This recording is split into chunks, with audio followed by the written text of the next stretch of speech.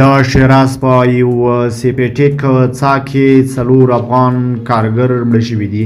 سلام درنو لیدونکو، ستړي مشئ، دا نن تازه مهم خبر ته ښه راغلاست.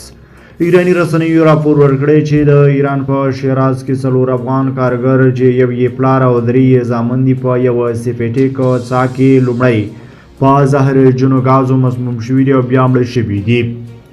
د شیراز ښاروالۍ د اطفایي رئیس هادي اعتماد پور رسنیو ته ویلي چې دغه 4 افغان کارګرو په یوې سیپټیک څاه کې کار کاوه چې زهرجنو ګازو نیولي وو.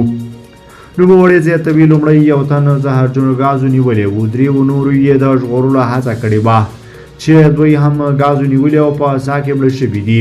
د اعتماد پور په خبره چې په دې پیښه کې یو بل تن هم ګازو نیولی و، خو د ژغورنې د ډلې لخوا ژغورل شوی دی او اوس په روغتون کې تر درملنې لاندې دی.